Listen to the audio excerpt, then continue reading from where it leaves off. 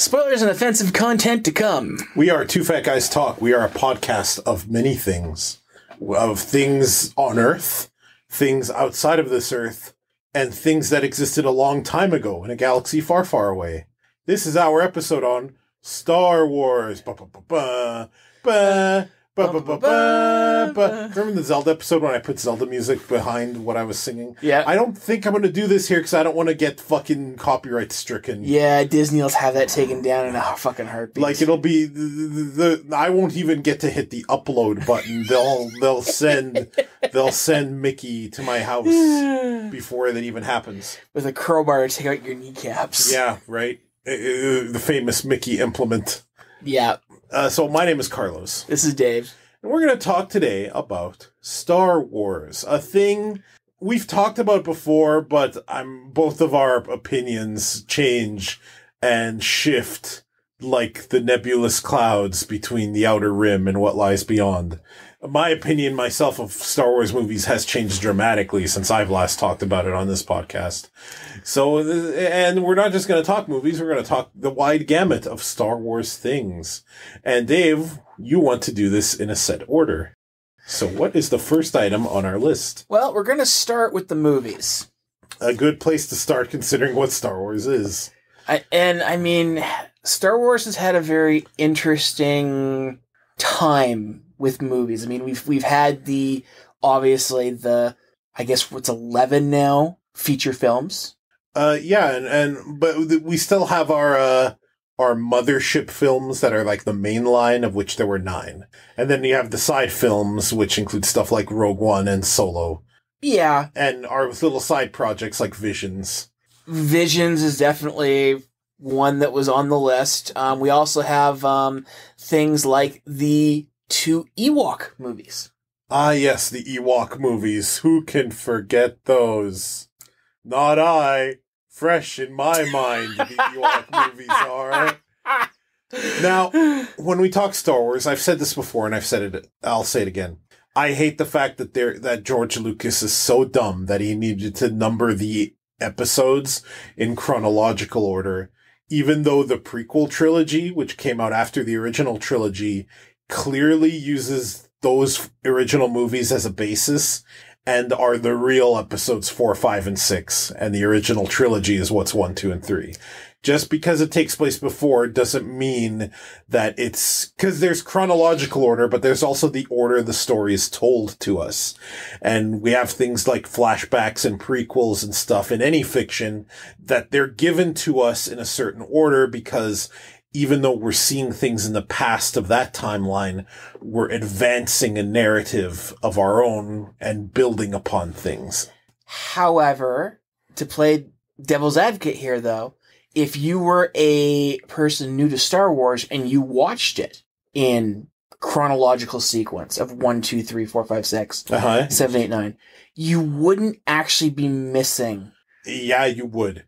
Have you tried watching these movies in chronological order? It feels like you're watching the 4th through 6th movies first. The Phantom Menace feels like it was made for people who have seen Star Wars. Star Wars A New Hope does not. And that's really the issue with the numbering. Like, the prequel trilogy builds upon the story. We, the audience, are learning new things. Our knowledge of Star Wars is advancing. And there's a reason why we only got the prequel movies now. The fact that they're numbered as if they're meant to be seen first completely ruins the story. Those movies make much better sense when you watch them original trilogy, prequel trilogy, sequel trilogy. And I would always suggest a person to do 4, 5, and 6 first. Mm-hmm. But all I'm saying is that if a person is watching Star Wars for the first time and they end up watching 1, 2, and 3 first, yes, 4 is going to feel a little bit weird going into it because it feels like a starting point, but it's not going to ruin everything. Here's the thing. No, it's not going to ruin it, but it definitely, it's not the correct way to be experiencing this. Doing that is like starting a book in the middle and then reading the beginning of it. Because again, that movie, A New Hope, it does not rely upon you to know anything about Star Wars. A Phantom Menace does. And that's the big difference. The sequel trilogy relies on you having seen both of them, so it doesn't matter that it comes last, right? Like, look, I remember going to see episode 1 or watching episode 1 with my roommate and not really keeping Star Wars lore in his mind or anything else. He didn't know, he wasn't in on the inside joke of, that's Palpatine there. That the senator was the future Palpatine, therefore, you're giggling to yourself of, okay, this is where this character started. Well, that sucks then, because the whole movie is winking at you. Well, that movie is like, hey, look, here's Palpatine, wink, nudge. So just because someone didn't know, it doesn't excuse it. Like it's still I'm not saying it excuses it, but it'd be interesting to talk to a person after have somebody new to Star Wars, having watched 1, 2, and 3 before 4, 5, and 6, and just seeing how their viewpoint was compared to the rest of us who saw 4, 5, and 6 first, and then going to 1, 2, and 3. Sure. Because I'll agree with you that the proper viewing order is 4, 5, and 6 first. Yeah, that's why George Lucas is so dumb. He's so dumb because that's literally how he viewed it. He's like, well, they're chronologically first. They have to have earlier numbers. That's how it works, right? Like, and if we make something before that, it has to be 0.5. It's well, just... he never did that. No, but he would have. Let's be real with ourselves. George Lucas, he created this great universe, but he was also such a dolt. Like, such a fucking dolt about things, man. He knew when to get out. Yeah, he knew when to get out after, but he still did things like continuously muck up the original trilogy with additions they didn't need for no reason. Take the job of directing the prequel trilogy himself, even though he is by far the worst director of Star Wars that we've Agreed. seen, even if you don't like the sequel series. I have some issues with the sequel series myself that we're about to talk about, but the sequel trilogy at its worst is still better than the prequel trilogy, and that some fans forget this. They're wrong, but you know what? Let's get into it right now. So the original trilogy, classics. Empire Strikes Back, I think, is the best of them. Return of the Jedi is probably the weakest, but I don't hate it because it concludes the story and it gives me a nice satisfying end to things. And of course, the original, I can forgive any flaws because it was the first one. It kind of just rushed us out the gate, and we got a cool story that had amazing effects for the time and introduced an interesting new fairy tale in space. So the original trilogy classics. I don't think we need to argue about this. That's basically how I did it. 5 is the best one of the entire series. Empire Strikes Back, yes. Actually, no. I went New Hope as number 2, and then Jedi as 3. I may love Jedi and what Jedi did, but I feel that 4 being the opener. Let's call them by their titles. A New Hope. A New Hope was probably one notch better than Jedi, just because it started things off. Sure. Empire was just directed so fucking well and just done perfectly that my only nitpick against Empire is the stuff that they left out from the book. I will say this. Of all the bullshit additions that George Lucas made to the original trilogy that didn't need to be there, the one that I actually like was the one he put in Empire, which had an extended conversation between Vader and Palpatine that I actually thought was a good conversation. And this is partly because the guy who plays Palpatine, whose name I do not remember, that guy carried these 9 movies on his fucking shoulders. He could make gold out of anything. He was by far the best part of the prequels. By far. Like, he and the silliness of the rise of the Skywalker, or the Rise of Skywalker. I never know where to put the in there. Rise, if we will. Yeah. The silliness of that movie, he just embraced it. So I'm like, yeah, man. Yeah, good on you, Palpatine. But yeah, the original trilogy, classics. And I don't think there's any real argument there. Everybody should see it no matter what you think of Star Wars after. My favorite change to Empire would have to be how they opened up Cloud City. Sure. It's a great scene. Just that the whole thing where they added in windows where you actually saw Cloud City in the background and everything else, where everything just seemed so much more expansive instead of being closed hallways. I thought that was the best addition they had done to the entire trilogy. I still thought Cloud City seemed very open and fantastical in the original. But yeah, that's not a change that I think was bad either. So, that's fine. The prequel trilogy has lately gotten a bit of a renaissance. There are people who look back at it as though it wasn't terrible because they're wrong. Because, well, okay, let's be real with ourselves. The sequel trilogy did a lot of things wrong and did a lot of things right, I think. I overall like the sequel trilogy, even if there are a lot of things I wish it did different. But I think people being dissatisfied with it is what is making them look at the prequel trilogy with a bit more of a favorable light. Yeah. Even though when you go rewatch those movies, they are not good. No, they're not. No, the prequel trilogy, there are cool things about it. I definitely think the prequel trilogy excelled at expanding the galaxy, which is yet another reason why these are the true 4, 5, and 6, and the original trilogy are the 1 through 3, because the enhanced filmmaking techniques of the day, green screen or not, George Lucas shouldn't have relied on it so much, but you can't deny that the galaxy felt so much bigger in the prequel trilogy. In fact, that's one of my criticisms of the sequel trilogy, is it kind of feels a bit more compacted. The galaxy doesn't feel as big as it did in the prequel trilogy, and I think that is a bit of a flaw. We got to see Coruscant for the first time in the prequel trilogy after only having seen it in various games and read about it in novels. Yep. And that is just amazing to see because Coruscant never really came up. Like, it's mentioned in the original trilogy, but you never see it other than one scene that was added in Return of the Jedi. Which I fucking despise, that whole enhanced ending. So, we got to see a lot of the galaxy in the prequel trilogy. Palpatine got to choose scenery and just live his best life being hammy. And everyone else had a very bad at his job, George Lucas, directing them to be completely monotone robots, because this man has absolutely no idea how to convey emotion on screen. And if it wasn't for the fact that the actors had to try to make this work, these movies would have sounded way more flat than Chris Pratt's Mario. We don't really need to go into the flaws of the prequel trilogy too much. Like, they're overlong, they're ridiculous at times, not in a good way. The Jesus analog for Anakin really didn't need to happen. So much bad dialogue. Holy shit. If there is the worst dialogue in all of Star Wars comes from the prequel trilogy. And I'm not just talking... many good memes. I'm not just talking about the sand shit between fucking Anakin and Amidala, even though a lot of their dialogue was stilted and dumb. Yeah. Like, just the worst dialogue in all of Star Wars comes from the prequel trilogy.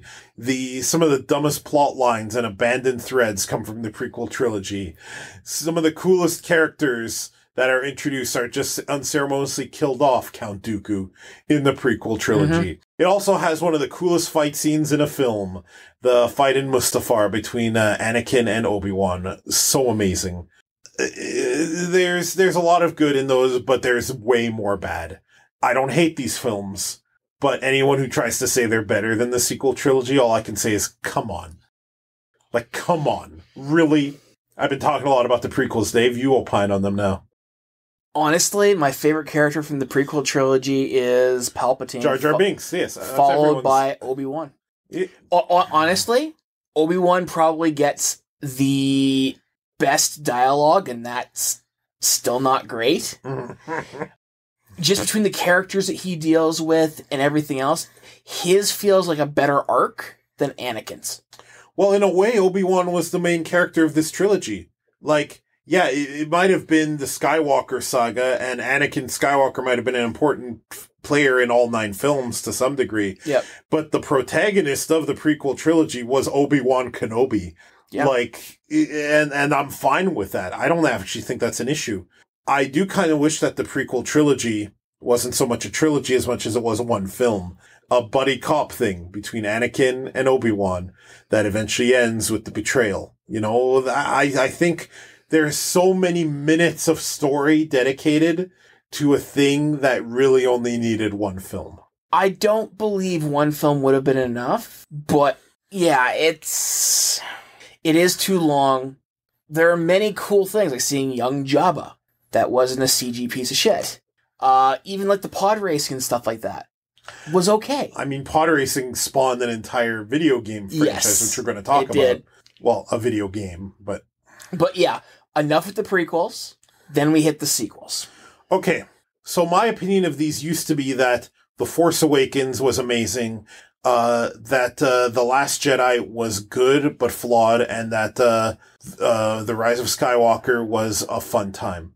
And my opinion has changed somewhat about these movies. I still think The Force Awakens is really, really good. I still think it competes with The Empire Strikes Back as best Star Wars movie. Is Empire better? Probably. But The Force Awakens, when I saw that in theaters and I heard the dialogue and I'm like, this is so much better than the prequel trilogy. Holy shit. I was hooked right there. And I happen to like the characters. I liked Rey. I liked Finn. I liked Poe.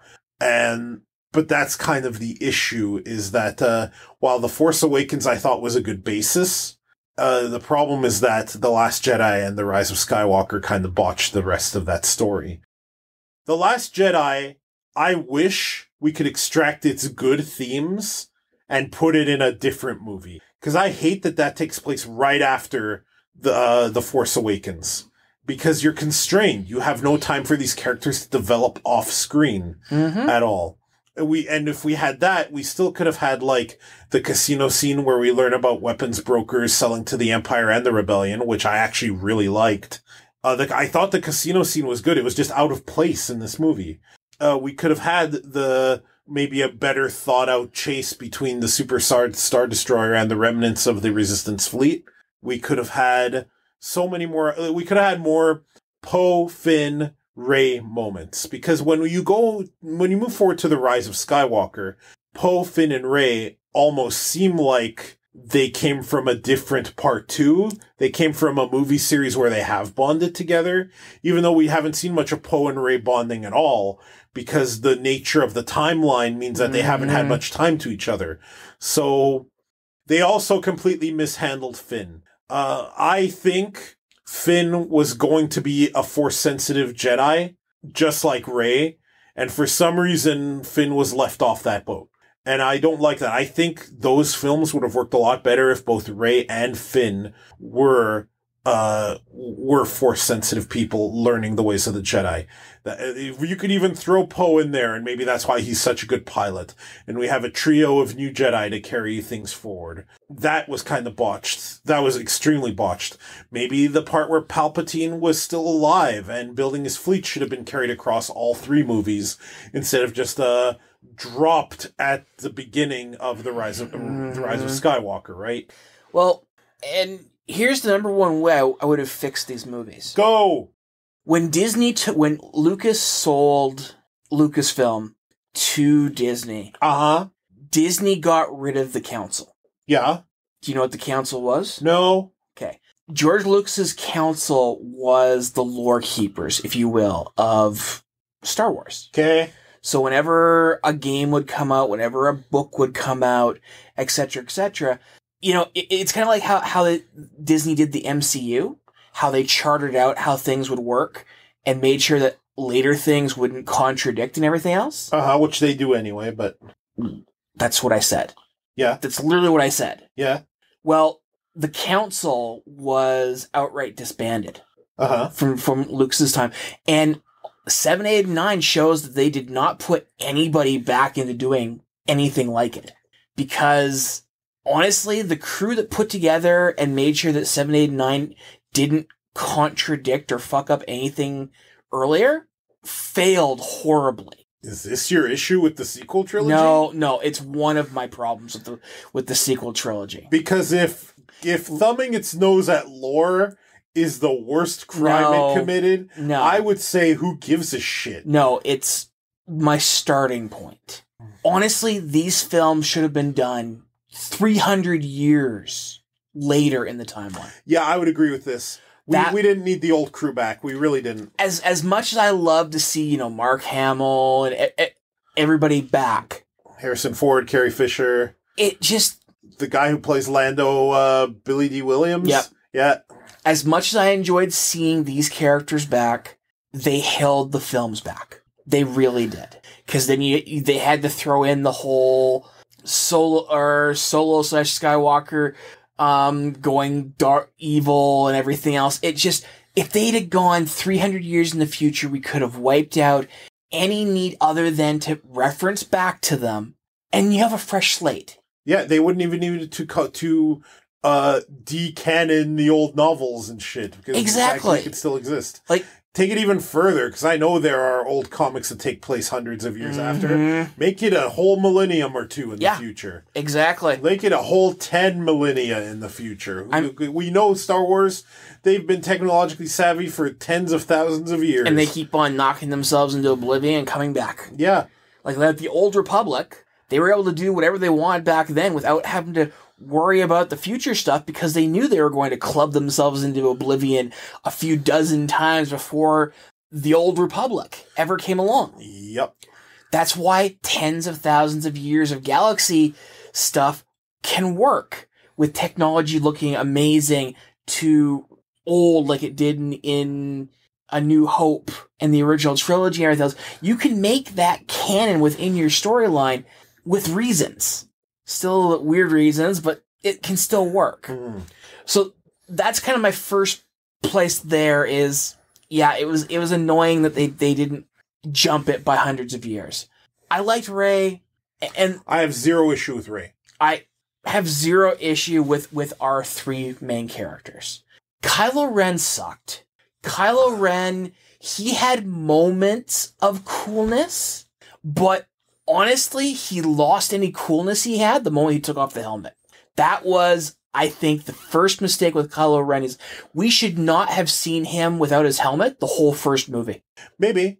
I like when Kylo Ren was trying to redeem himself. Sure. I think that was okay. But I mean, I don't know if the helmet is what did it as much as it was the fact that he was kind of still a sniveling kid. Well, and that's just it. And then Snoke. No, the entire character of Snoke needs to be gone. and Palpatine should have been the main driving villain behind the scenes since Force Awakens. Yes. Snoke is stupid because he was just a failed Palpatine clone anyway. Exactly. Fuck Snoke. Exactly. The other thing that drives me nuts about the sequel trilogy is the quite liberal use of Death Star tech. Yeah, it's a little too much. I hated that Jakku was a desert planet, and I hated that the Starkiller base not only named itself after Starkiller, who is no longer canon, but that it's just another big planet laser. It might have been cool if it did weird temporal things like that one Voyager episode, or created black holes, or had some other impact, or maybe we didn't need to destroy the New Republic and it could have been a demonstration in this part of the galaxy so that we still have a New Republic to play with in the later movies. Now, so I've been thinking about this a lot over the past couple days. Yahum? I would have borrowed the Sun Crusher from Legends. Yeah. I would have had Kylo... Admiral Dalla.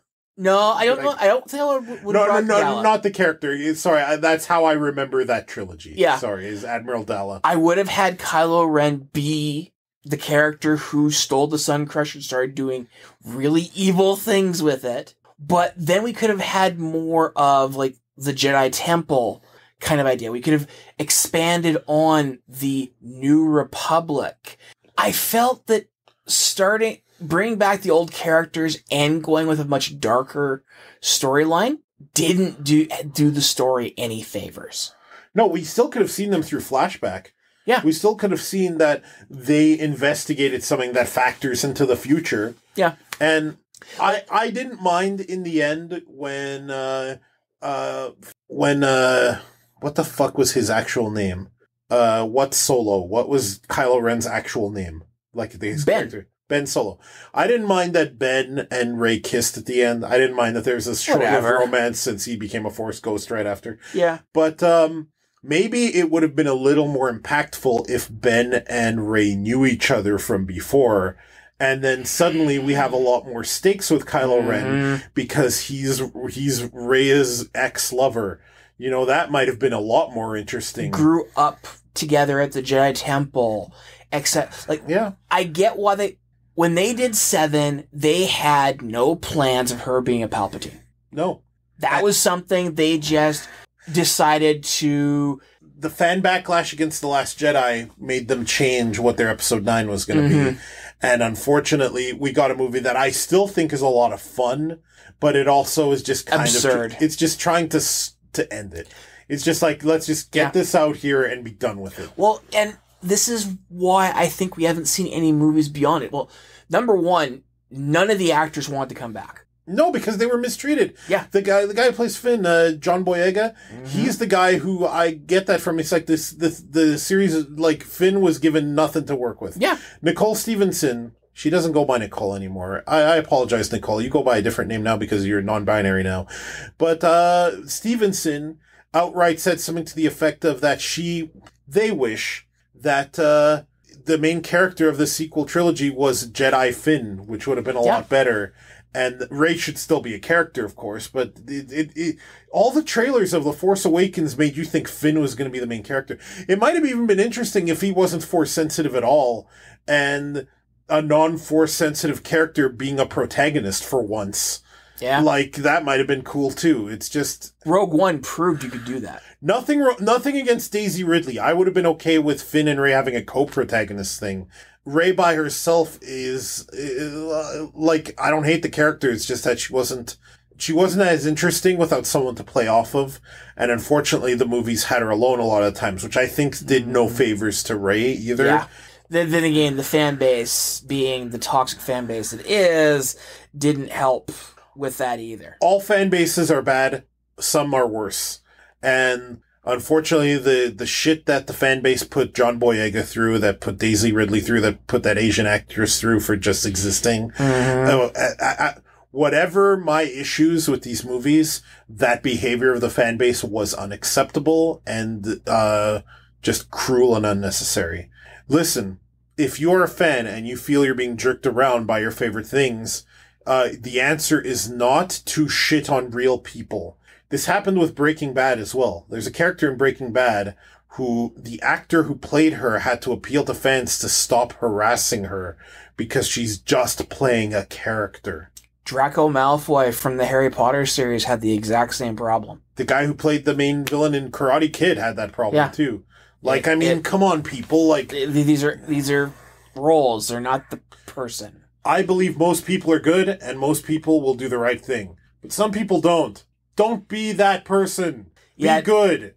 I definitely believe that Disney kind of wrote themselves into a tough spot with 7, 8, and 9, especially 9, with just how everything had Death Star tech. Miniaturizing and making it so that Death Star tech could go on any basic Star Destroyer was a mistake.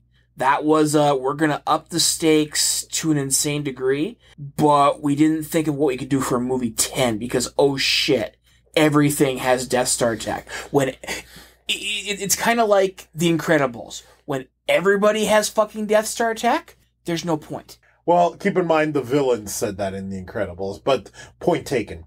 I think, that's the issue. They could have raised the stakes the same way other stories raise the stakes, and that's through character drama and real character development and interpersonal conflict instead of bigger laser with bigger number.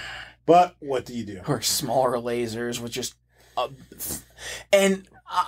Let's not dwell too long on the movies now, because we spent half an hour on the movies. We need to have other things to get That doesn't surprise me, because everything else is a foil to the movies. Well, we're still going to talk about them for a while, so we'll have your thought be the last one that you have here. Well, I mean, the last thing to bring up in the movies category is...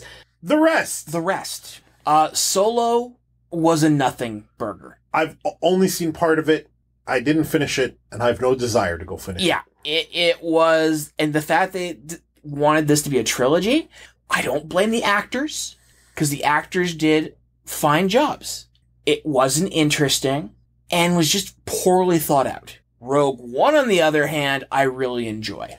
I have a few problems with Rogue One. Well, but why did you enjoy it? Why did you really like it? I liked the characters. I liked the fact that, you know, our main character is the daughter of the person who came up with the Death Star. The fact that, you know, he was the one who put in the fatal flaw that we've always teased the Death Star for having.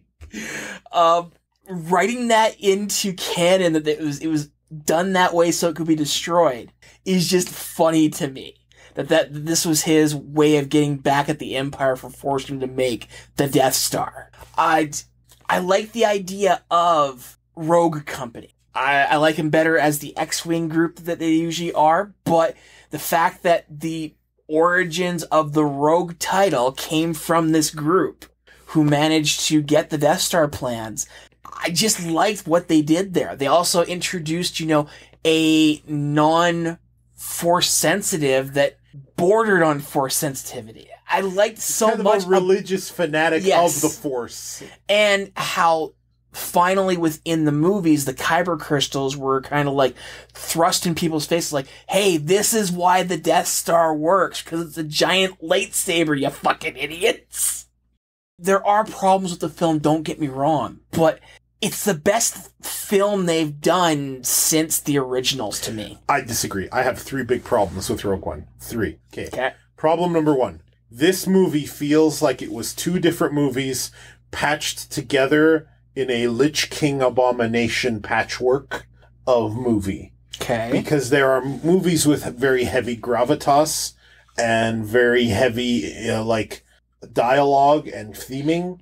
And then there are weird, fun, spacey moments that feel like they belong in an original trilogy movie.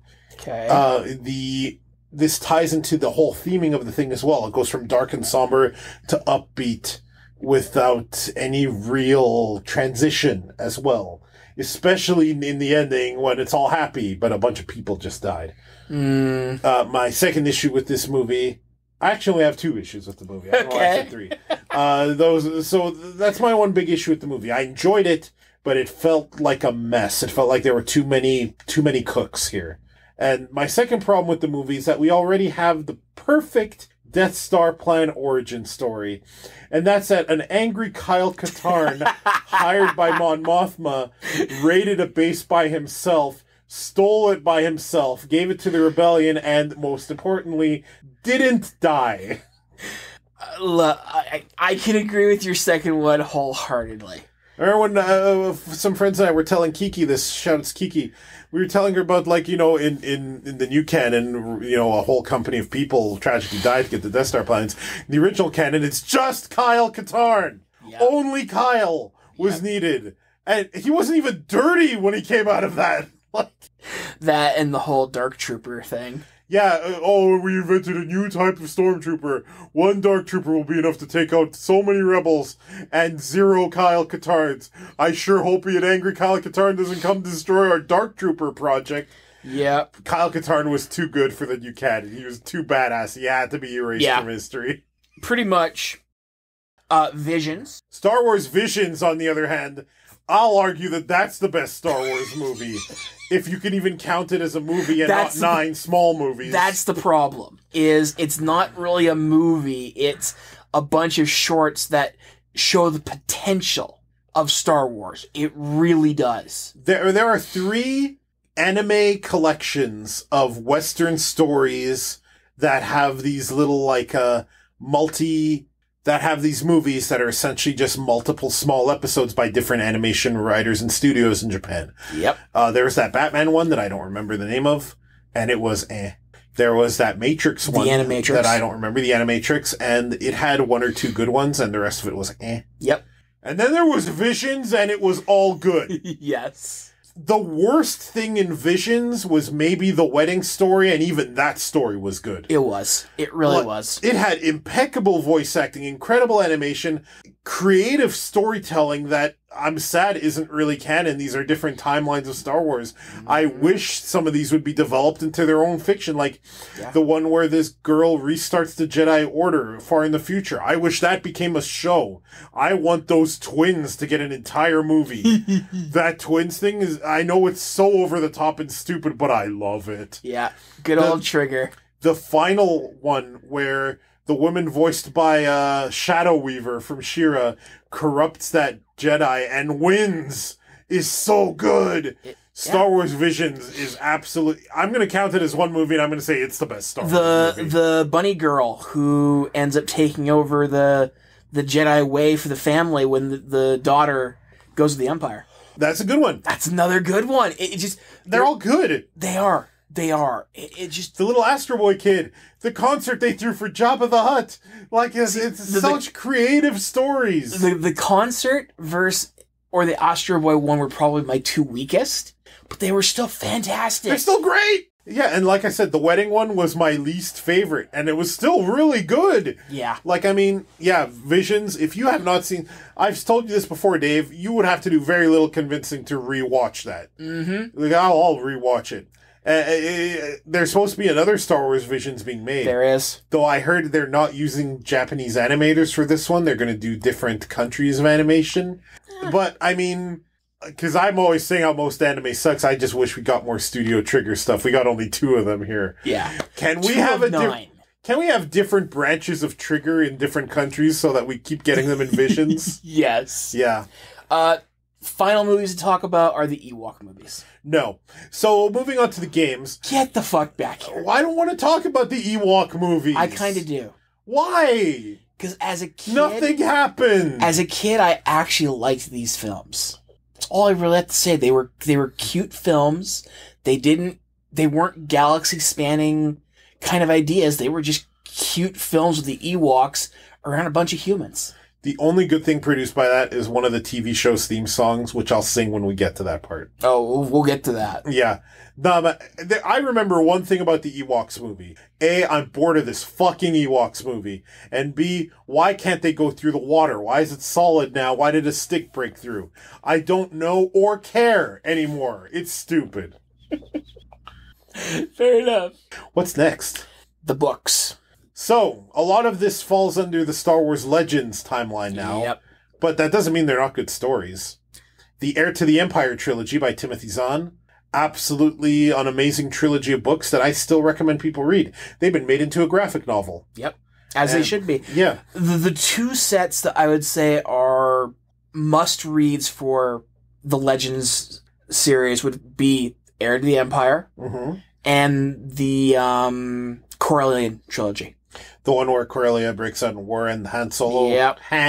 Han Solo was the main character of it. That one was okay. I liked the one that came directly after the Heir to the Empire one, which was the Sun Crusher trilogy, I think. Oh.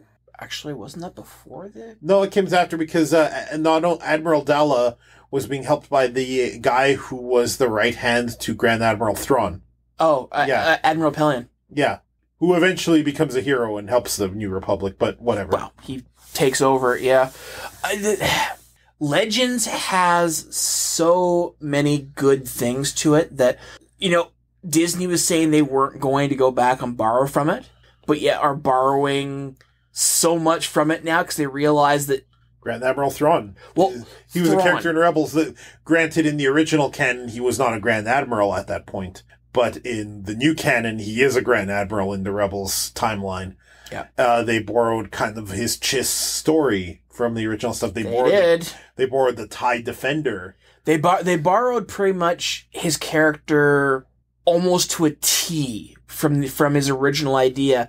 They just tightened it up a little bit. Sure. Like, I don't think Thrawn is anywhere near as... And this is funny thinking about his character. He's not as much of a good guy in Rebels than he is in Heir to the Empire. He seems like in Heir to the Empire he had more of a code of nobility. Honor. He had nobility. Yeah, he would have someone killed if they were incompetent. Yeah. But if someone attempted something, even if they fail, he would reward ambition. Yes. And he would reward ingenuity and thinking outside the box to solve a problem. He didn't reward incompetence, but I mean, he was an Imperial still, let's be real. Yeah. Well, in the original Legends timeline, he was all for stability because he knew the threats in the outer regions. Yeah. Or some of them at least. He didn't know about, what ended up taking most of them out. To Yuzon Vong. Fuck. The Vong both excite me from the Legends timeline, but it also defines the darkest timeline of Star Wars and my most hated period in the books. I was not reading them anymore at that point. I think the last one I read was the Corellian trilogy. And all I remember is reading things about it. I know about the Yuuzhan Vong and they killed Chewbacca. I know that Jason Solo became Darth something. That was after Vong was totally done. Yeah, I know. And then further in the future, there was a comic series about a Cade Skywalker. That was cool, actually. And yeah, that's all I really know past that point. I'm just going to say it now that like Star Wars took a really dark turn after 9/11. In fact, a lot of things took a dark turn after 9/11. That was my next comment, is I find most novel series took a very dark turn after that and abandoned, like Star Wars abandoned their whole light, dark, light kind of focus to their novels.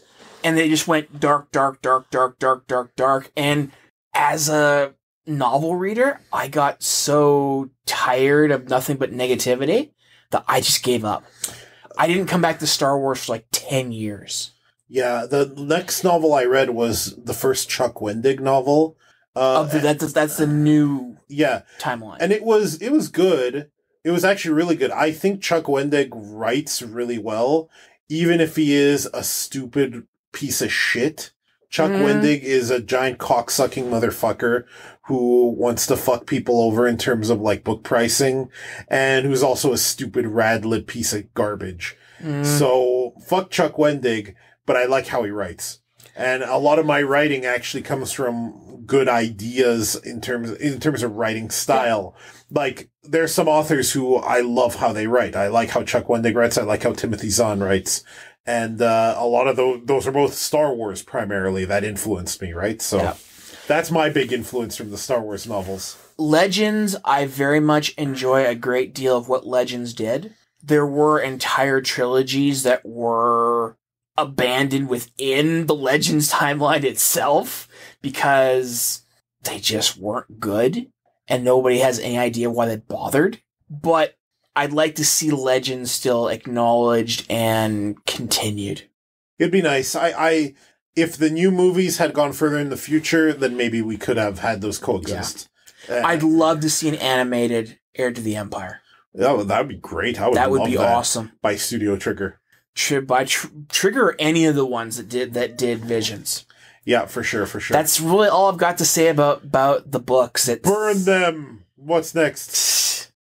Next would be the TV series. Ah, yes. We are the Ewoks, and we're one big happy family. Yeah. That's the only good thing to come out of anything Ewoks is that song. I disagree. I still think that there was a lot of fun to have with the Ewok cartoon. Oh, Wicket was the best character in the Super Return of the Jedi and Super Nintendo, but we'll get to that. I think there was a lot of creativity to the comic and to the actual cartoon for Ewoks. Mainly because they were given characters. Sure. Versus just being furries in suits. Dwarfs in furry suits.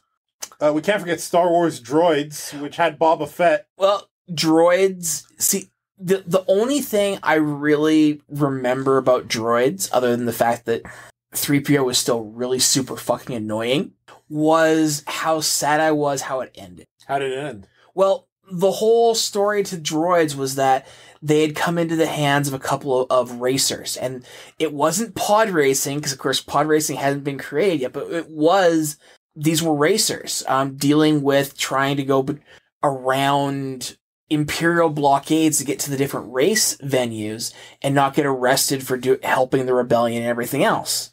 Well, in the end, the droids realized that they were actually what was causing most of the problems because they were being hunted and they were pivotal to the Empire tracking them down. So in the end, they actually launched themselves from a pod and wiped their memories of the racers. I mean, there was no way they were going to keep the memories, right? Just like at the end of the prequels. Well, funny enough, R2 never Yeah, I know. Successfully had his memory wiped. There's also the theory that Chewbacca was always working with the rebellion, and that part of the reason that Han and Leia even had a romance is because Chewbacca, seeing that Luke and Leia were getting close, threw Han at her. So yeah, that very well could be. But yeah, droids was an interesting one back then. Ewoks. Muppet Babies. You can't forget that Muppet Babies did have some Star Wars clips in it. Yeah. Absolutely. I like how you tear me down. Yeah, Carlos, there were clips. Whoop-de shit. But that was the whole thing with the Muppet Babies, though, is it was original content with clips of Indiana Jones, Star Wars, and other shows to fill the time. Now, Star Wars shows found a renaissance back when they started doing Star Wars: The Clone Wars. If you remember Genndy Tartakovsky. Both of them. Now, Genndy Tartakovsky's one was eventually rendered non-canon by the new Clone Wars show, which is also pretty good. It is. But I still like that original Clone Wars a hell of a lot. I also really love Samurai Jack, and from what I've seen of Primal, it's fucking amazing. So I kind of am a little saddened that happened, but it's something being made non-canon doesn't mean shit. Canon doesn't exist. You can enjoy whatever. Everything is in canon with itself. So, still a great show. It definitely was. But then I mean, Clone Wars led into Rebels. Now, I didn't see much of Rebels. I saw clips of it. One day I'm going to sit down and watch Rebels.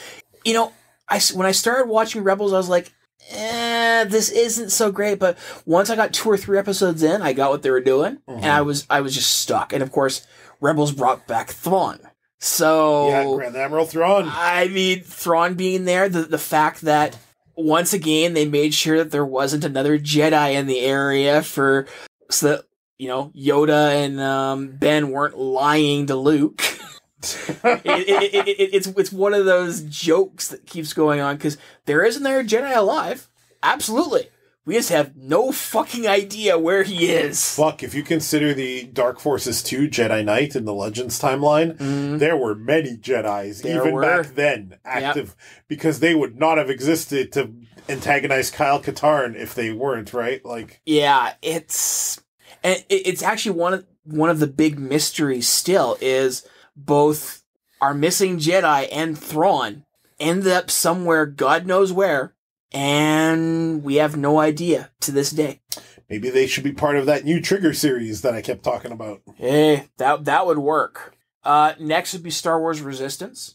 Now, I haven't seen it. I gave it an episode, and it was definitely a more kiddie one, and I was like, the dialogue wasn't great. It just didn't interest me. Even the animation style was kind of like, yeah, I'm just not interested. I'll read what happens. I've seen very little of it, so I can't really speak to it. It's supposed to take place between 6 and 7. Fucking can't these writers go in the future? Why does it always between 2 movies that they put their stories? Blame Disney. Don't blame the writers. I guess.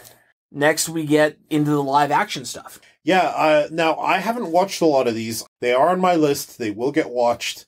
So stuff like The Mandalorian and Ahsoka and Boba Fett, whatever one's called, and the new Obi-Wan one are on my list to watch. And Andor. But why don't you talk about them? You've seen a bunch of these. Well, The Mandalorian, I went in not expecting much. And it blew my mind what they could do with their new green screen tech. Like they actually made a full 360 room that they can do green screen tech with. And I mean, they throw around the word revolutionary a lot, but this has set all new stages because you don't have to worry about panning anymore and having to do a whole new set because the actor is in the middle of your set and you can pan all you want because you've got, I wouldn't want to be the graphics artist having to do those scenes, but I mean, they can do amazing things now with these sets. And The Mandalorian is both expensive, but the work they put into him was just fucking great. I love the Mandalorian character that we've got. Ahsoka Tano was brought back. Ahsoka popped up. And she's going to get her own show. That we've heard. We'll see if it ever actually happens. Because, I mean, we did have one actor from The Mandalorian who was an idiot and lost her show. Too bad. She was actually a good actor on the show, but I mean, you can only push things so far. Yeah. I even liked the little mini Yoda character. Grogu, whatever. child. The child, yeah. He likes bone broth. I mean, who doesn't? Bone broth is fucking delicious. So I like what they've done there. I never thought that I would really get into a Mandalorian character like they've done, but they've done it well. Mandalorians are cool. They fight force. Be. They fight force sensitive people with armor. Like when we get to the games, that's a big fantasy I have of a character I like to play in a Star Wars game, and who I wish would become the main character of another show, another movie. Like, well, yeah, you can't say of a show because the Mandalorian is the main character. Yeah, and they've introduced a bunch of the Mandalorian characters from other shows, like the Rebels. So that's cool. Obi-Wan Kenobi, I've only watched a bit of. Yeah, but I'm loving what they're doing with it, even though there's a great deal of hate against that show. I can't really talk about it. I need to watch it still. Yeah, it's not what some people wanted, and they kind of point back to this is what he did during all those years, and it's like, yes, this is what he did. A little note to any fans of anything out there. I'm also a fan of things, and I also don't like where the direction some things go, and I complain about it. But do remember that you are plugging into someone else's vision. You are not always supposed to find fiction to be satisfying to whatever idea you have in your head. Yeah. That's part of how fiction works. If you don't care for it, you should be writing your own fiction. Mm-hmm. But you can take that too far, and your name can become George Lucas, and then the cycle repeats. That's my story. Yeah, and Andor, I haven't started watching it all. I'm waiting for it to all come out. Mm-hmm. I don't know how much I really care about Andor, seeing as I know where he ends up. He ends up Death Star. So there's only so much you can show me that's going to really enhance the experience. Yeah. I feel that we've been there and done that way too much in all different forms of media. Between 3 and 4. Yeah, no, I can't stand it. It annoys me about Star Wars in general. Like, move forward already. Yeah. Which we should do. We should get to the games. Yeah, next? That is the last topic, is the games. Did you play a lot of the Star Wars games that were originally in arcades or on Atari or on NES? Yes. I did. They were my first introduction to the games. No, I didn't. My first one comes from the Super Nintendo, so I'm going to let you talk about those games first before I start chiming in. Well, I mean, the Atari versions were always neat, but if you wanted to play a good Star Wars game, you had to play the arcade games. Because they were just, between the controls, the fact you were sitting in one of the cabinets and everything else, it made the experience kind of thing. It was so neat. Yes, the home versions tried their best, but I mean, you only have so much power when it comes to those experiences. I feel both AVGN and JonTron have covered NES Star Wars games pretty extensively, and better than we would, so their videos are ones you should watch. Yeah. If you want to see some footage of those games and how they play. I mean, my impression of the NES ones were okay. Either the American or Japanese version, where you die in one hit and Darth Vader turns into a scorpion. Well, the Japanese ones were always a little bit more entertaining that way. The Super NES Star Wars games were where they really picked up. My first major Star Wars game was Super Star Wars on Super Nintendo. Not only did that introduce me to the Star Wars games, but that was my reintroduction to Star Wars in general after having seen them when I was young and not really remembering much of them. Those games made me go watch the movies again and get excited about them again. Okay. Super Star Wars, Super Empire Strikes Back, and Super Return of the Jedi by JVC and published ironically at the time by Sony are 3 really janky platformers that don't play very well. They play good enough. They look really nice. Yes. And they have incredible music. Some of the best music you'll hear on a Super Nintendo come from those games. And they are a blast, even though they are super janky and super punishingly difficult. Yes. Like, people, you think Elden Ring is hard? You go beat those 3 games on Jedi and come back to me. Oh, I know both things are hard. Relax. Yeah. Those games, like, there was some silliness, like, you fight through a Tatooine level as Luke, and you're blasting a Sarlacc pit monster as your first boss. Obviously, that doesn't make any kind of sense, right? Yeah. But it's still a lot of fun. They used Mode 7 and graphics modes very creatively to give you some neat 3D levels. Between the 3 games, you had speeder moments along a planet. You had a really cool 16-bit version of the Battle of Hoth, where you need to get the cable around the AT-ATs, which, for my money, has not been done much better since. You have the entire part in Return of the Jedi where you fly into the Death Star, blow it up, and leave. Like the trench run in the first game, the meteor field escape from the second. There's a lot of fun break up the platforming segments moments. In fact, those games are arguably at their best when you aren't doing the janky platforming. Yeah. The most powerful character in those games is Wicket in Super Return of the Jedi. His bow is so strong. He is so fast. He has a tiny hitbox. And you get to play him for 2 whole levels where he decimates enemies. Like, I wish I could have continued using him because he is so much stronger than Luke Skywalker. Those were my first Star Wars games. I did play a lot of the ones on Nintendo systems thanks to a friend who had them. So, like Rogue Squadron, I think it was called on N64. Yep. Shadows of the Empire. Was another one. There was another big one that really was a formative Star Wars games for me. It was your copy of Star Wars Dark Forces, which you lent me. Yep. That is such a fun game. Kyle Katarn was not a Jedi, but holy shit, he didn't need to be. Great level design, great sound effects, cool weapons. That was another really fun Star Wars game. TIE Fighter and X-Wing are another 2 huge ones in for me. X-Wing and TIE Fighter for DOS were groundbreaking games for how it managed to make everything just feel Star Wars. Yeah.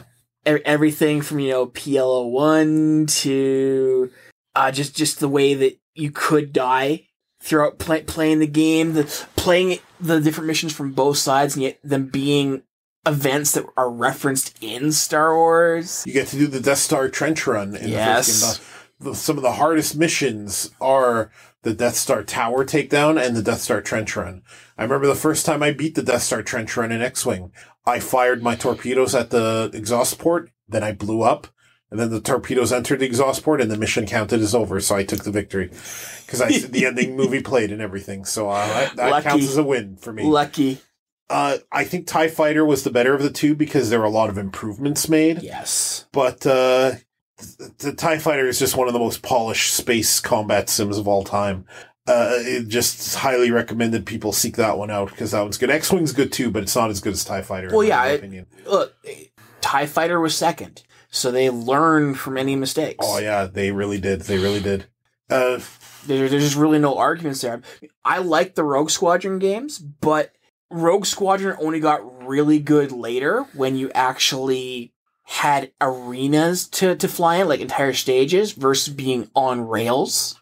But yet those on-rail Rogue Squadron games were still actually really good because, you still felt powerful going through, taking out, all the lasers on a Star Destroyer on one side and taking out stuff. They were good games, and, they showed how the Star Wars games were developing. Half the reason I sought out Wing Commander games was because I was hungry for more. Yep. I was hungry for more TIE Fighter and Star Wars, and I wanted to know if there was games like it. And Wing Commander would have fit the bill for a while. Though we can talk about Wing Commander in a different episode. That's a whole other thing. But, Star Wars games really hit its peak, I think, on PC. Yeah. With the Dark Forces, the Jedi Knight games, the Jedi Academy, like that whole shooter genre that Dark Forces went through, making Kyle Katarn all of a sudden find out that he was from a Force-sensitive family. Making the most powerful character in Star Wars even stronger. Yep. And at the time, the FMV videos were very popular in all the games. So seeing the actors in between stages was just so funny, but so fucking corny too. Yeah, that's the thing. Wing Commander 3 spoiled me because those scenes were much higher quality and they had Mark Hamill. Yeah. And then you go watch the scenes in Jedi Knight or Jedi Knight 2 and I'm like, ooh, ooh, not good. Yeah. I mean, I was used to the cheesiness of stuff like that from, say, Command and Conquer, because that was an ongoing thing since the very beginning when they started doing FMVs for that, and continue to this day when they ever release games. But yeah, Jedi Knights was not well acted or well dialogued or anything else, but yet you still had to love what they were trying. An N64 Star Wars game that really blew people away because it was much better than Nintendo's offering at the time, which was F-Zero, was Star Wars Episode 1 Racer. Pod Racer, yeah. It wasn't called Pod Racer. It was I called know. Star Wars Episode 1 what Racer. everybody else called it. Yes, because it should have been called Star Wars Pod Racer. Yes. It was called Star Wars PC it was. Nope, it was called Star Wars Episode 1 Racer. It was called that in every single place it was released. It was never called Star Wars Pod Racer. It's pod racing. You have a pod racer in the game. The game is called Star Wars Episode 1 Pod Racer. Holy shit, what a fantastic fucking game. Like, I remember F-Zero had come out and it used very basic models, right? And it was fun.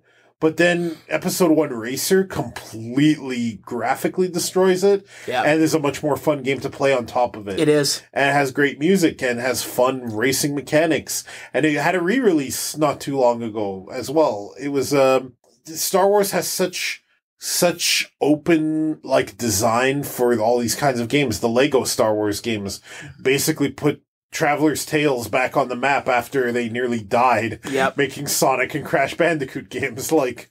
Yeah, no, just the vast amount of different styles of Star Wars games. I mean, we're starting to see them pop back up more and more. I mean, we've had the original Battlefront games. Yeah. And then we had the new Battlefront 1 and Battlefront 2 that came out here more recently. And Battlefront 2 brought front and center the whole loot box fiasco. But now we're starting to get new and more robust Star Wars games now that EA is not the only one that can do games. Yeah, there's Jedi Fallen Order, which you like a lot. And that was an EA game. Yeah, EA also did that Starfighter. Was it called Squadrons? Squadrons. Star Wars Squadrons. And that was fantastic. I still have to play it. I wanted to play it. I still have to. It's fantastic, and it's even better in VR. If there was going to be a game I played on VR, useless technology that nobody should get. Fuck you.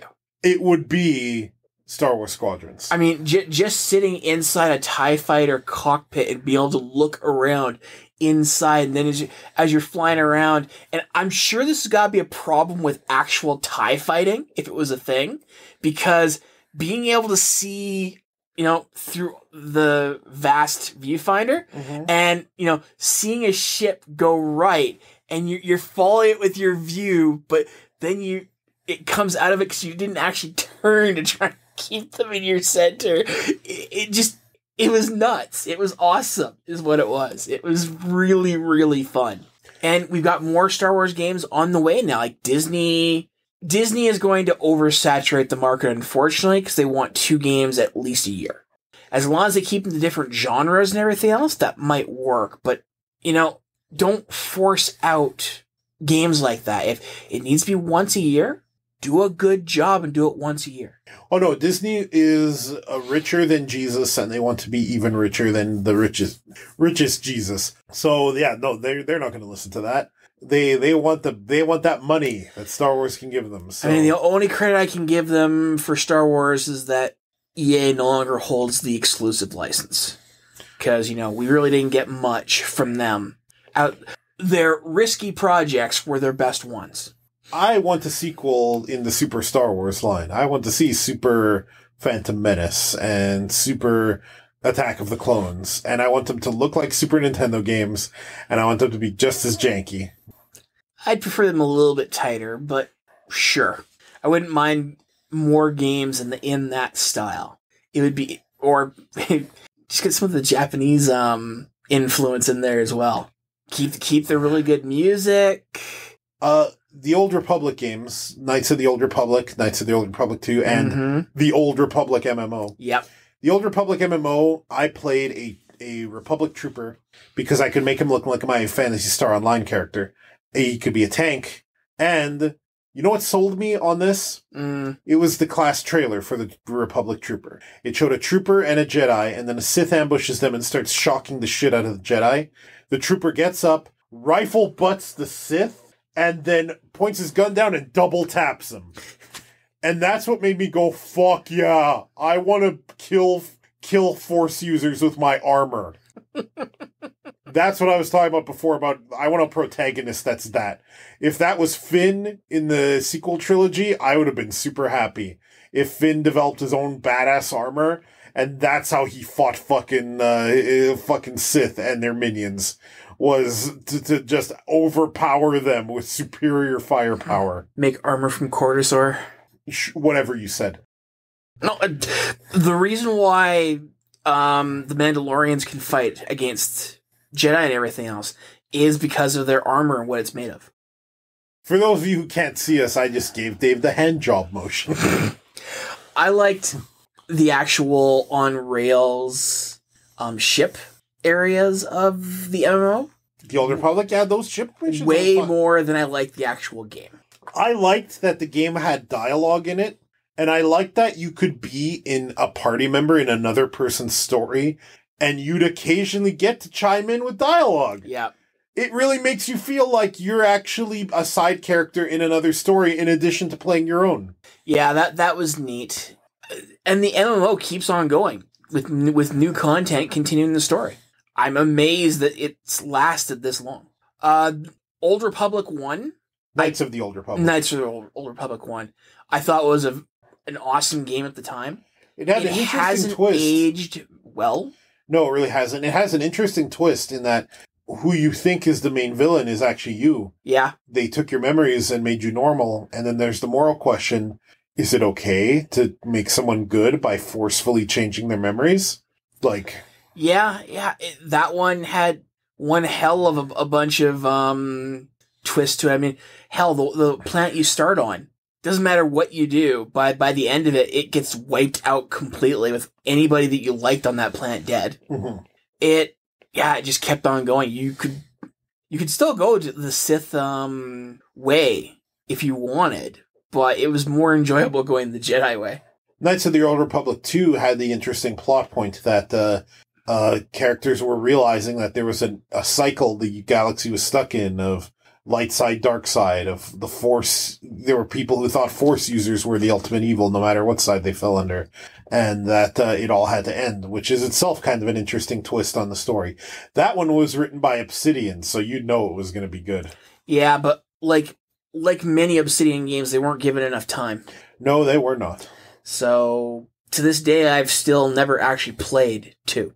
I know what happens and everything else, but yeah, it just wasn't good.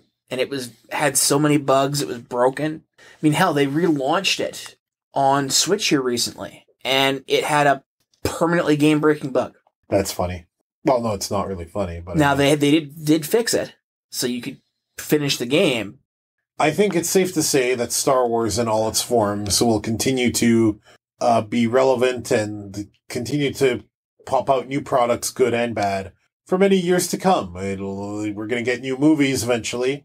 We're definitely still getting new TV shows. We're absolutely going to get new books just in the new canon. We already have. And new Star Wars games are maybe the most exciting part of that, especially with different developers on board. I would love to see some kind of Star Wars character action game that totally hasn't existed yet. Star Force Unleashed. I would love to see fucking Platinum Games develop Star Wars game and what that would even look like. I don't know if I give the Platinum anymore. They kind of aren't doing so great anymore. Maybe we give it to Intercreates and they show me a throwback Star Wars 2 Sure. game. That'd be kind of neat. Or even Way Forward. That'd be kind of neat to see what they do with Star Wars. Side-scrolling Star Wars beat 'em up. That'd be kind of neat. Yeah. another FPS in the vein of Dark Forces. Love it. The future is bright for Star Wars. It's going to make Disney a lot of money, which obviously isn't good. And it's going to entertain a lot of people, which for the most part is good. And I think that is the legacy of Star Wars. It is something that has dominated our pop culture and will continue to do so for many years to come. On a side note for Star Wars, just before we go. Yeah. Did you ever own any of the toys? Oh my god, toys. No. Believe it or not, I didn't. I had more Star Trek toys than anything else. Huh. I had the Enterprise shuttle. I had Commander Data. I had Worf. I didn't really have any Star Wars toys. I had a Star Wars plastic lightsaber. Okay. That would it was obviously plastic. It would unfurl and it had the sound effects when you moved it around. Okay. But it wasn't anything special. Like I had all the characters. I didn't have the Death Star, but I had a couple TIE fighters, including Darth Vader's. Mm-hmm. I had an X-Wing. I had the Millennium Falcon, the big one that, you can actually have your figures in and everything else. I had the Ewok Village. Speaking of toys, do they make Lego Star Wars toys, or are these just a game series? There have to be loads of Lego Star Wars, sets, right? There are. Yeah. There definitely are. I've gotten my nephew many of them. Okay, then that answers my question. I would actually love to own them. I'd love to own more Lego sets to many different things, but they're too expensive.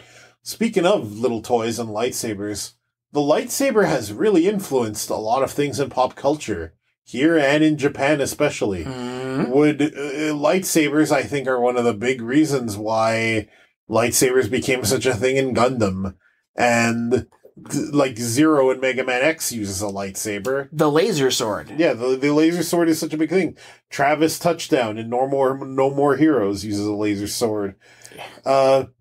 Trunks made one with his ki in the Goku Black Saga.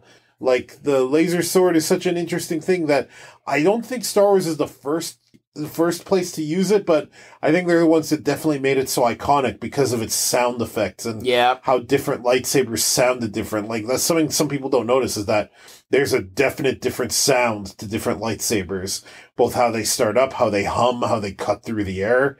How they're animated, either as a solid actual blade or Kylo Ren's. Yeah. How it has a chaotic ripple to it. It's fighting to stay alive. Phantasy Star Online, a Phantasy Star period uses the lightsaber to great effect. Most of the weapons in New Genesis are some variant of lightsaber. Yeah.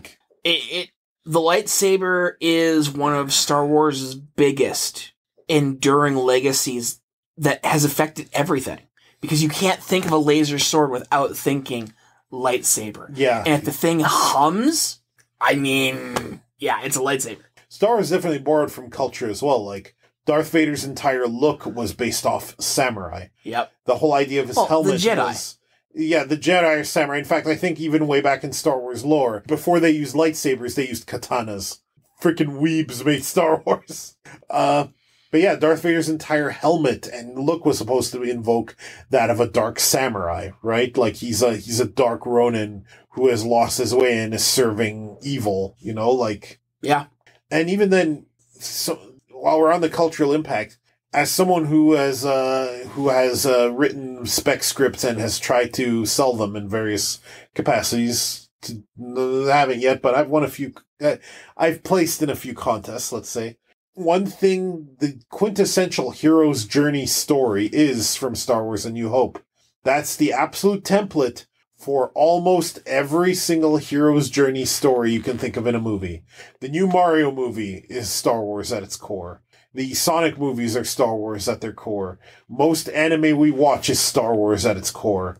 And I think that for what I said earlier about George Lucas being a knob, and he still made what is essentially the building block of a lot of fiction. The idea of it, realized in a way that is immortalized, right? Yeah. So Star Wars is, it's something that really resonates with me on a lot of levels. I think about it a lot. It's hard not to with how much it's in our face, but yeah, it's become timeless. Yeah, it really has. But we are not timeless. And so we must take our leave from you folks. What did you think of our talk of Star Wars? Let us know. Leave us a comment on this if you see it on YouTube. Leave us a voicemail if you're listening to it on our website. We are Two Fat Guys Talk, and you can find us at animerave.xyz. And if you have any ideas for future podcasts you'd like to hear, let us know.